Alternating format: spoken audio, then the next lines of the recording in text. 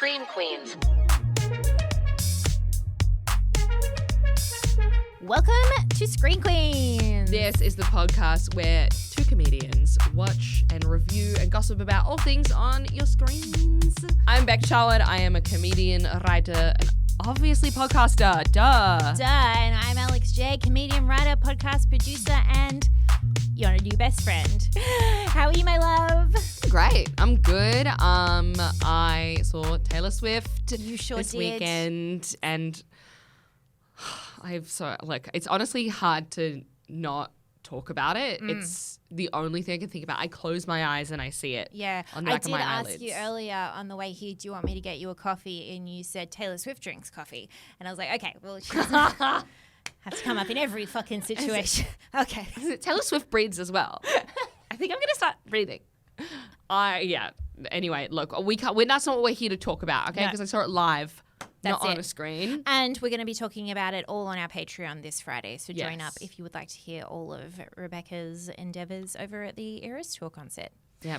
But today, we've got a few big things to talk about. This is our review episode, so we're reviewing things on your screens. And we're going to start today with the medium screen review. Yes, a.k.a. television. Idiots. Heard of it?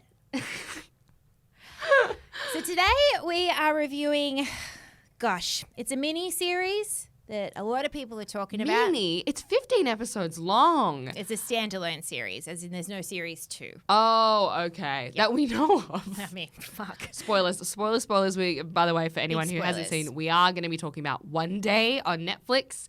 There are spoilers ahead, okay? Yes. So if you are, and I was someone who I was disappointed that someone spoiled it for me. No. It affected the viewing experience. So if you're like on the fence, like, oh, maybe it doesn't matter. For me, it did. So turn back now, go watch it, and then come back and chat to us. Okay, great.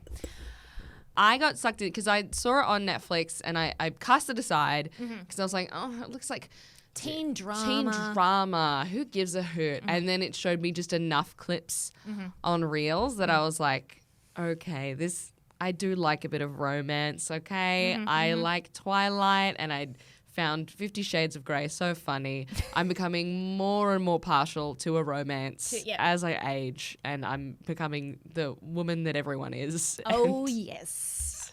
The horny older lady. I didn't want to say it In like her that, nightgown. but that's exactly what it is. And so I started watching it, and I found it so enjoyable that I was like, Alexia, we should do this for the podcast. And I had heard about it. I'd seen on TikTok a lot of broken heart emojis, a lot of I cried constantly during this show takes, and I was a bit nervous to jump in because I knew it was going to be, according to the emojis, heartbreaking. And boy, was it. So then I binged it over the last 2 days. I watched 10 episodes yesterday and I watched 4 episodes this morning. Which sounds like a lot, but they're only half-hour episodes. 25 minutes, if which that, sometimes. I loved. Or it's like blink and you'll miss it episodes. A really, really good show to watch, and not background watch. You do need to pay attention or else you'll miss some of the really nice and important moments because they are subtle. But you can watch it while you're on your laptop kind of thing. It's a good one to just have on and work your way through. Really easy to watch. Yeah, I was making friendship bracelets for Taylor Swift while I was watching it. That's fucking adorable. Yeah, it's pretty cute. Anyway, I can't talk about it. We're here to talk about something else. Again, kudos to the half-hour episodes. Kudos. And 15 episodes, I think, was, just a little bit too much. Yeah, yep. I think we just shaved a couple off that. Look, when episode 12 ended, which is when we were still in the happy times. Yes. There was a part of me that was like, I would be so happy if this show ended now, both for plot and for time. Yes. But I know there's 2 more episodes left, and I remember all those heartbreak emojis, so I'm terrified. Yeah.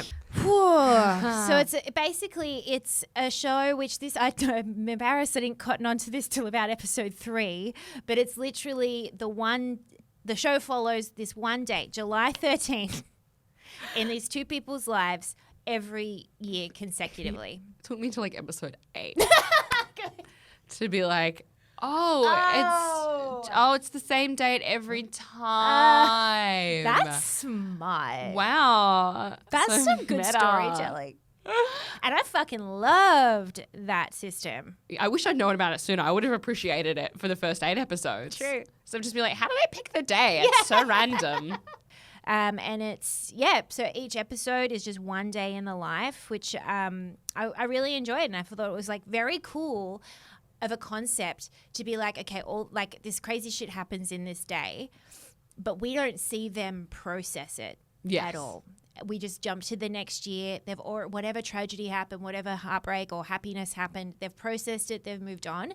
And it was just really, I don't know, just really cool to not get bogged down in all the emotional processing of shit. Yeah, you don't have to see like the hard part of it. You just see the drama and the action. And then it's like, oh, cut to a year later and things are different and we're slowly going to find out why. It was a really fun, like, kind of like mystery in a way of it's like, all right, end scene. And now we're in a van. And we're like, why are we in a van? Oh, I want to know. So true. I found myself excited when a new episode would start to find out where our two protagonists were in their relationship a year on. Each time you just, have they fucked? Have they not? Do they like each other? Are they friends? Are they not? It was like really exciting. Like you said, like a mystery for it to unravel each time. Yeah. So smart. Because I had the magical experience of I started watching something and then Skip just started hovering in the background and be like, what's this all about? Hello. And I'm like, oh. Hello, saucy little man It's there. kind of for the girls. I don't think you would like it. And then he's immediately sitting down being like, who's that guy? What's going on?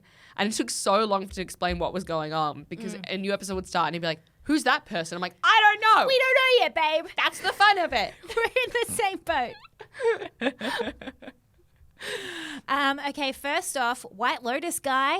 Yes, I didn't know that was him until after someone was like, the White Lotus guy. And I was like, what? Oh, you didn't realize till after you'd finished watching it. He's such a different character. So different. So I mean, different. with all of his clones on, you know, it's for most of it.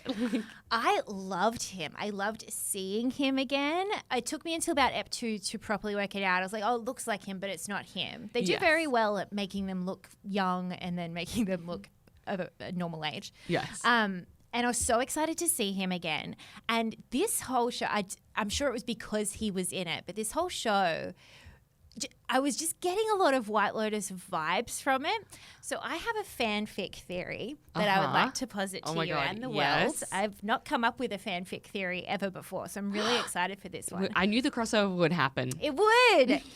So my theory is White Lotus season 2 is just a blip in one of the years from one day. So he's the same character and he goes on this debaucherous White Lotus journey over 1 week in the summer when Dex is in Italy. That's my theory. White Lotus is part of the one day universe. Because that's I when love he's it and I hate it. That's when he's into his debaucherous, like he's famous, he's fucking around, he just doesn't care. He's in Italy. He's on drugs. White Lotus is in Italy. So, apropos, I didn't even make that connection that was possible, but it totally... It actually could work. If White Lotus was back in like the little 2000s a little bit. Yes, yeah. Oh my God. Love it. Love it. Clever girl. Thank you. So his name is Leo Woodall. I thought he was great. He's great. He's kind of like a British version of Dacre Montgomery. I like that. Yeah. I like that a lot. I was like, something like a pretty blonde boy with thick eyelashes. Those eyelashes are So thin. gorgeous. So pretty. And a head of hair that you can pop up into a helmet or you can flop down into a flop. It does it for... It's that magical boy band hair where you're like, it. why does it fall so high? You just like get that weird like effeminate thing and be like, why does his head do that? Oh. Mama, get out! I'm not having sexual feelings. You don't know him. You don't get it. Did you know that he is dating Megan Fahy, the girl from White Lotus, the blonde wife who blows the guy on the island? They're together now. Oh, that's nice. Isn't that adorable? That's adorable. Good for them. Yeah. Loved him. I thought that he was wonderful. Also, a big reason, a personal reason why I decided to watch this show, I felt drawn to this show, is the introduction of like they're two young people that they could have had sex, but instead they remain friends. Oh. And I don't know about you, but I definitely had someone in my like life at like 18 to 19 where it was blatantly obvious to everyone else I was deeply in love with him. But I was like, what are you talking about? We're just friends. I'll do everything for him. If he wants me to pick him up for a one night stand, I am there. If he needs me to go get drinks at pre-drinks, I'll go to the bottle shop. You know, I'll break up with his girlfriend for him, but we're just friends. Do I do that for any other friends of mine? Absolutely not, but don't look into it. Yes. Our bond is special and definitely just friendship. So, ever heard of platonic? That's this. I promise. Oh, I related so hard to like the themes in this show. Like, it's been ages since I was in my early 20s and I haven't reflected on my dating life from back then in a long time. But, oh, my God, the unrequited love, the yearning, the timelines never properly matching up so you're never single. Oh, my God, yes. Yeah, and it just consuming so much of your time and energy and like putting in it is really beautiful to see how much effort you know, that in your 20s you do put into friendships of people that it's like you might have met them one time, but you're still like forming all of your connections so everything is fruitful. Yeah, and it's all trial and error. Important. Yeah. Whereas now you're like, I've got. And if you're not in, you're not in. Yeah. So. By invitation only. Sorry. We nearly had a one night stand but didn't. Oh, well. Yeah, I will literally never see you again. Yeah. I felt like we had a connection, I had a great time, but I'm fucking busy. So. Bye. See you on the apps, I guess. The unrequited love was my main thing. My God. Oh, God. It is interesting to see it portrayed so romantically when every time you see it in someone else, it's really so cringe and embarrassing. Yeah. But he never makes her feel embarrassed for liking him. Yes. I think is the only thing that didn't make me cringe so hard. That's true. At all the rejection. He's still, even though they had a few years where they weren't friends and stuff, you could just tell he's still sticking around in his head. Yes. And he still respects her. Yeah. Oh, but speaking of, okay, that scene where they're at dinner and she says we have to say something to each other that the other one doesn't know. And she tells him that many years ago when we first met, I had a major crush on you. And she talks about the crush. And then he says, I already knew. So devastating.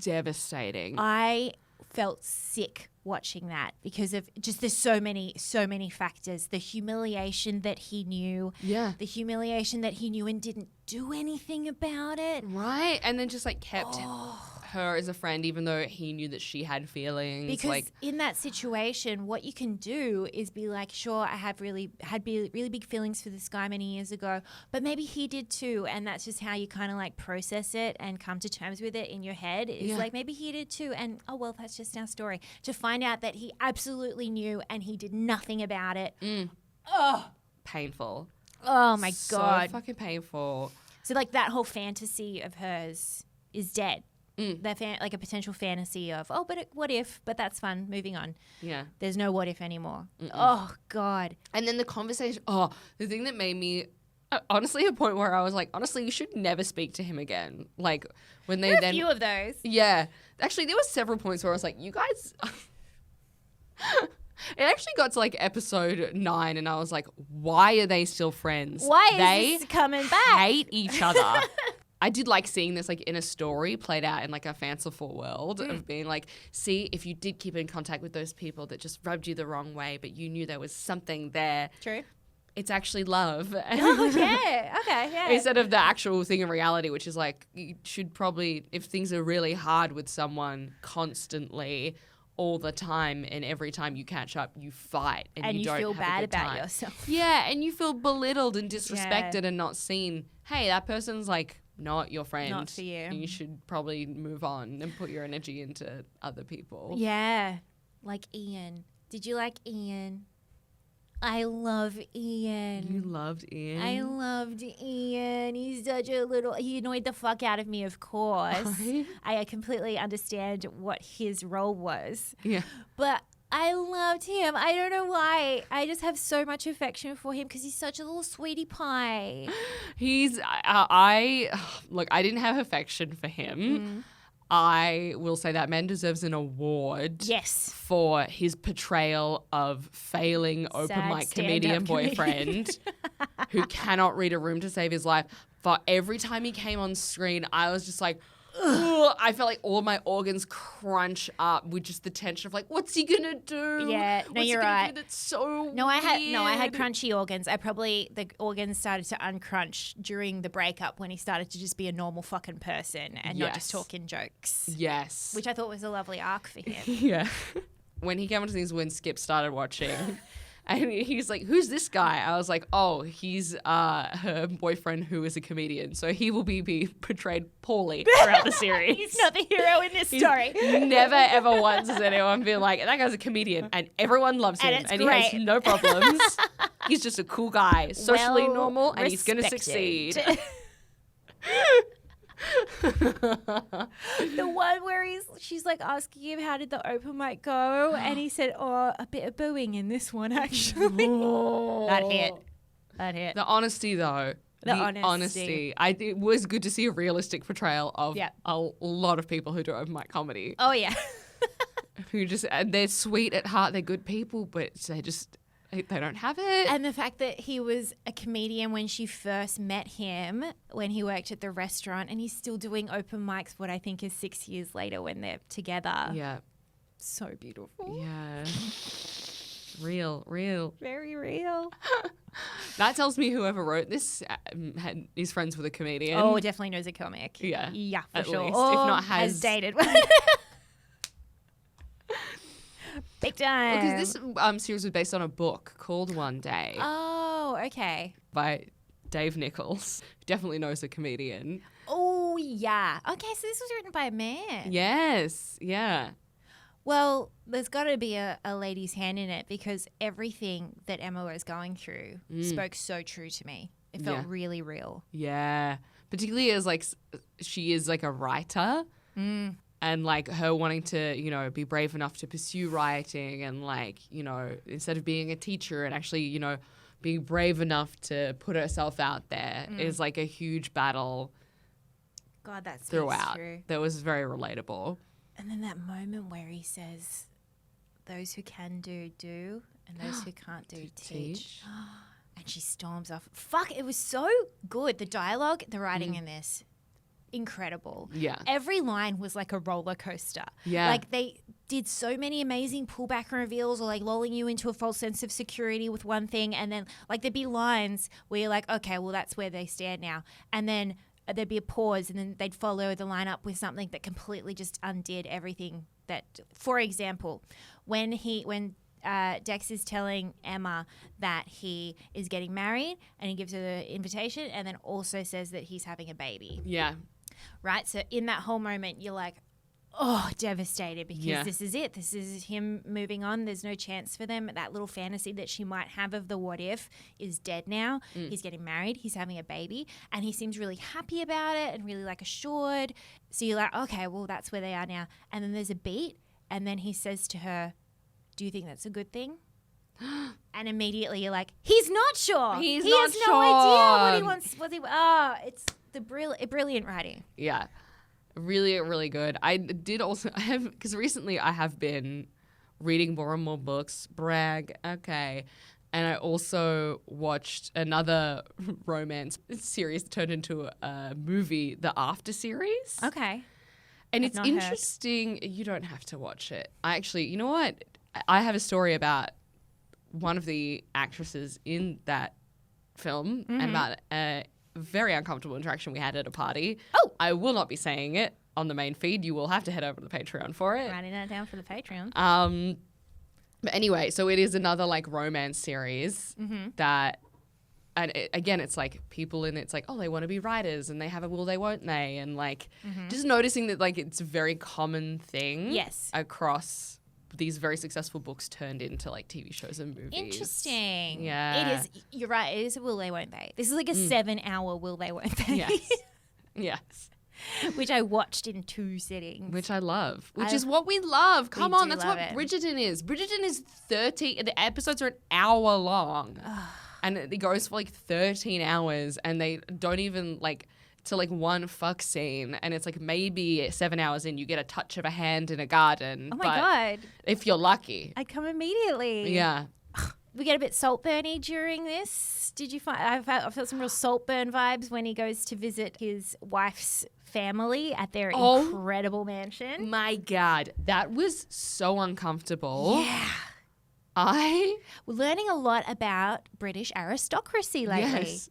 It's weird. Can I be honest though? That whole time, even though that was weird and fucked up, they played that weird game where they hit each other with newspapers. I fast forwarded through that. I was like, I had to skip because we were doing this today. So I was like, some things I'll just skip through. Yeah. I don't know what the fuck that was. It was so weird. And like just like we're playing everyone's favorite game. Are you there, Moriarty? And it's like, what are you talking about? No one knows what you're talking about. Like, you should know this. You host a game show. Yeah. Dude. Can I say though, I love that they hated him because if my daughter brought that man home, I would be like, dump his ass. Yeah, for sure. For sure. He hosted, I loved it. Also the inclusion the arc of the fucked up genre of British television that is just like making fun of ugly people. Yes. For the 2000s, there was just a bunch of shows. This is exactly the time for it. That was like, the show that they gave reference to was like Britain's ugliest girlfriend. With its offshoot, Britain's fattest girlfriend. Yeah. Oh, remember the show Snog, Marry, Avoid? Britain's pimpliest boyfriend. Yeah, exactly. Or like, my mum's a slut or something. Yeah. My mum's a big slag. Help me, Dr. Jones, or whatever. And there's just someone who's like, I'm Dr. Jones. It's just a guy they've pulled off the street who's wearing a waistcoat and he's like, That's Dex. I'm reading your mum's body count and it turns out she is a massive slag. Let's take her to the slut MRI. Did you like this overall? I did. I liked it a lot. I thought it was a really easy watch. I didn't love it. Mm-hmm. Like, it was a fun watch at the end of the day to just like chuck on a few episodes or just like have it while I was making friendship bracelets. Sure. But that's the cutest thing you've ever said. Yeah, I'm adorable now. I've seen Taylor Swift live. I'm a changed woman. I'm an angel. I've never said anything bad ever in my whole float life. into the studio today. I meant to ask you about it, but we had to get on mic. I know, we had to. There's no time. I will say though, I did find it like a little bit tropey at times, but I enjoyed that it was tropey. I And agree. like lent into the like, oh, this is like a little bit cringe, but I like it for what it is. Yeah. And I'm not expecting anything more than what it was. It did mean at the end, like I didn't cry when the Can I confess something to you? yeah. So all of the discourse I've seen about this is just get ready to fucking cry constantly for 7 hours. I didn't cry once throughout the entire thing. Yeah. I didn't cry at all. And even at the end, I think because I knew that Emma, So you knew someone spoiled it for you? I knew that one of them passed away. Okay. So I was gearing up for that the whole time. Yeah. But also I didn't fall completely in love with the characters. I liked how entertaining this is. I wasn't like, oh my God, this is the most amazing thing I've seen. I was like, oh, this has been really enjoyable to watch. And everyone involved in this did a great job. And I'll happily, in a couple of years' time, put it on again in the background. Yeah. Yeah. I'm the same. Yeah. I really liked it. So enjoyable. I was saying to you, I haven't binged anything like a series in a really long time. And this was so easy to do because I get distracted very easily. And I just had it on. Very enjoyable. Didn't cry. Like my eyes got a little wet at the end when he's talking to her spirit. Yeah. And he's sitting down in because it was the wrap up of the entire series. Yes. So. Yeah. But it wasn't like life-changing for me. But I think it's still a very enjoyable watch. Oh, tropes. You're right. It was very tropey. I assumed that one of them would die. Like genuinely just assumed that was what the thing that made everyone cry, especially when we got to Ep 12 and everything was good. Yes. Like, You're well, something oh, tragic no. must happen in the next 2 eps. It's either I thought he was going to accidentally hurt his kid or something, but I'm glad they didn't go there. And it was, look, she died because she got hit on a bike. Very cute. Yeah. Very cute. Like just riding a bike through the London streets. That's a bit tropey. Yeah. One that really stuck out to me. But it still worked was the "come skinny dipping with me" trope of it. The rambunctious guy goes skinny dipping, and the little wallflower girl finally gets the courage to do it. Like that kind of stuff. Yes. Yeah.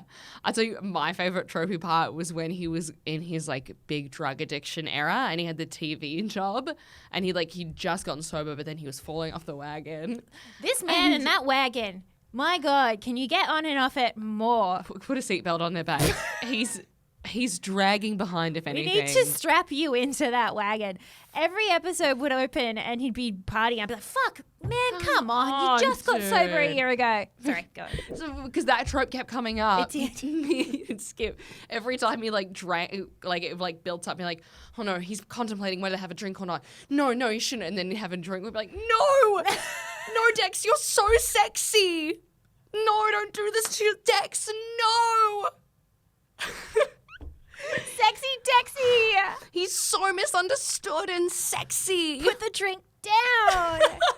So that made it very fun. That's very fun. Yeah, I think if you could watch it with that kind of don't expect to be, life changed. Yeah. After it, it's a very entertaining watch. Yeah, but I didn't hate it for it. No, it was like no. it knew what it was doing. That's what I mean. Yeah, as soon as I heard it's almost like, come in, the water's fine. Like, we're going skinny dipping. I did bristle a bit, like, oh. But then I was like, hey, it still works. Literally what happens in Twilight, Breaking Dawn. Sure. And yeah, right? But it works. Like, it showed me who she is. It shows me their dynamic. Yes. And this is YA, right? Yes. Young adult. Absolutely. So, yeah. Ratings. How many bottles of wine in the park out of 5? Nice. I give this 3 full bottles and a piccolo.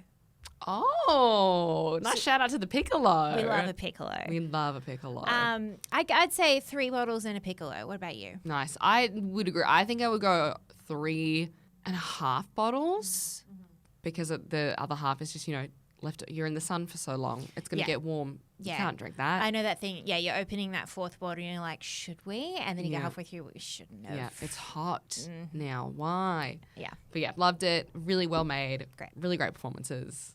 Nice. Didn't blow my brain and out. Yeah. Yeah. And if it ain't broke, don't fix it. Exactly. And this was not broke. This was very fixed. Hell yeah. Speaking of very fixed. Yeah. And very full of awards. Yes. Nominations and wins. Moving on to our large screen portion of the show where we talk about something that we've seen on the big screen. And this week, in our Oscars run-up, because the Oscars are in a couple of weeks. 11th of March. Put in the calendar. Stay tuned. We're going to be doing Oscars predictions and an Oscars recap as well. We are reviewing the movie The Holdovers. Yes. Nominated for a lot of SAG awards on Sunday. Yes. So many SAG awards. And won Best Supporting Actress. Oh, yes. For Divine Joel Randolph. She was amazing. She was fantastic. Oh, my God. Let's get into it. Did you like this movie? Yes. And I was so nervous because I hadn't heard anything about it. Neither. I saw Paul Giamatti won Best Actor at one of the many award shows. And love Paul Giamatti. So good. Particularly from Big Fat Liar. I'm sure he agrees this is Magnum some of opus. his best work. Frankie Muniz, Amanda Bynes. I enjoyed classic. him when he played an editor on 30 Rock. Oh my God. That was in love with Liz. Yes. He's great. He's got range. So talented. So love Paul Giamatti, but then when I saw how bland the color palette was. Ooh, brown. That made me so anxious because I have baby brain. Not that I'm pregnant. I just It's a constant state. I have Bella Baxter brain, some may say. I like shiny colors. Can I just say, I think I forgot to say this on last week's episode. Luke, my partner, for any new listeners, after we watched Poor Things, said that I really remind him of Bella Baxter. Okay, what the fuck? Did he say why? For the clumsiness. Okay. So we'll move right along from that. Think before they... Sorry, that's just a great example of it. For example... Think about the compliment beforehand because you don't want people like, oh, you really look like this person. And then they show you a troll from under a bridge and you're like, all right. And they're like, you have the same nose. And you're like, oh, so we're going to ignore the troll attached to it. There's some fucking 10K out for a nose job in Turkey soon. Fuck me. I loved this movie. Yeah. Thought it was great. Really enjoyable. You know what, though? I don't have a lot to say about it. Me either. It was just really nice. It was so well made. Yes. Everything from the script to the costuming to the set to the cinematography. The casting. The casting. Oh my God. The performances. Everything was really well thought out and intentional and just like how delicate it all was and how people handled it was so evident, and I totally understand why this was nominated and has won so many awards. Yeah. And it's a beautiful story. Like, the stakes are high because it involves tragedy and death and stuff, but also the stakes are non-existent at the same time. Yes. In the actual insular story we're watching, it's just, for anyone who hasn't seen it, it's just at a boarding school in England, and it's over Christmas break. Everyone goes home except this one boy doesn't have like home to go to, so he stays, and Paul Giamatti's a teacher who looks after him for the week. Like, there's no stakes in the week itself. Yes. So you can just properly relax into the show and enjoy and appreciate those subtle moments that you're talking about. And then the stakes are introduced because you're like, what, there's tension, these people are weird, they don't get on. And then as you go through, you realize, oh, everyone has something else going on through this, and it's slowly interwoven. And like you see how all these characters end up leaning on each other and learning from each other. And it's very sweet. It's sweet. That is the perfect word for it. It has timeless classic energy. Yes. Yes. Yeah. It also has Dead Poets Society energy. Oh my God. Slash with Sister Act 2 energy. Which, you know, it's going to happen when you shoot enough scenes in a church in a British boarding school. It's going to cross over with one of those. Exactly. It's so pretty too. Like, I watched this with my partner, and it was shot on film, I was told. And I think there might have even been a little bit of a film effect put on it too, because at times you could actually see the little specks of film on the screen. That's what that was. I was like, why does it feel so soft? I think film is having a massive renaissance at the moment. It really is. Even at like Taylor Swift, go over to the Patreon. I swear it's worth it. But there was film cameras everywhere, like even just disposable film cameras or like Polaroids, or everyone's. Your partner Luke brought a film camera to our holiday recently. He sure did. He's an arbiter of trends. Yeah, and I think you're right. Film is having a resurgence just in, like you said, Polaroids and stuff, just in our regular lives. But so many movies are using film because I think people are getting sick of digital and CGI. Yes. I mean, as we spoke about on Monday, J-Lo's visual album, completely CGI, and it's yuck. Okay. I don't like it. We didn't get. I honestly could have said so much more about. We will on the Patreon. Yes, but that was it. I was like, I feel like I'm seeing too much here. It's a video game. Yeah. Yeah. A scene that really stuck out to me was the chat that they had in the bottle shop. Oh, right. That was like, I could watch that on loop. Yeah. Of how revealing it was, and like all the little strings that tied up leading up to that very moment, to that conversation, and the vulnerability and like warmth and understanding and trust in it. I was like, oh my God, I hope that my son one day has a moment like this. I hope that I get to go to boarding school and get abandoned by my family at Christmas and have a moment like that. Yeah. It did really endear me to teachers in the past who I was like, oh, they were just someone who was... Mrs. Keenan from Year 8 English was just going through it. Yeah, just having her own shit. Yeah. She didn't hate me specifically. She hated the world. Everyone. Or at least that's what I like to think. And also I noticed that bottle scene was one shot too, which I just always am so impressed when actors can do an entire scene with no breaks. That's crazy to me. They didn't make a jerk off about it. They weren't like, yes. You don't see in every press release being like, and by the way, the bottle shot scene, one take. It was one take. I think if you watch the movie, you should notice. It's like all of this, and everything about it's really understated. Like when it comes to publicity and stuff, it matches the vibe of the movie. So true. It's like, all in tweed. Yes. The publicity for somehow is in tweed for me. Tweed, and in a way that's not obnoxious. Yeah. Because also Paul Giamatti has... Oh, God, he was good in this. He's so good. But his lazy eye, like they're just like, oh, we're just not going to say how we did it, but it was just done by special effects. Like... Yeah, so was it a prosthetic? They're like, we don't need to say. It just wasn't CGI, that's all you need to know. Oh, wow. Yeah. A egotistical movie. I love it. I like a little bit of mystery.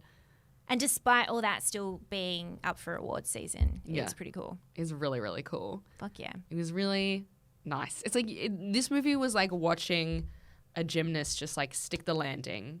Yeah. Like no mess, no fuss, comes out, nails the routine, sticks it. And you're like, that was enjoyable. You're like, that's how a gym routine should look. Yes. I forgot because of all of the other fancy shit going on I'm getting distracted by. Yeah. But nah, that was a good triple point turn. I don't know. All right, ratings. How many?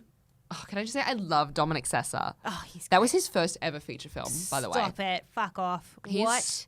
I saw him at the SAG Awards in the audience. I was like, oh my God, it's him. He's so tall. So tall and like such a beautiful angular face. He is very British boarding private school look. Yeah. That was perfectly cast. Adam Driver really opened the door for these angular boys to come through, and I'm so here for it. Yes. So interesting to watch on screen. Oh my God, these pale angular boys. Love them. All right, well, so how many pale angular boys out of 5 do you give this? I'm going to give the Holdovers a good 4.5.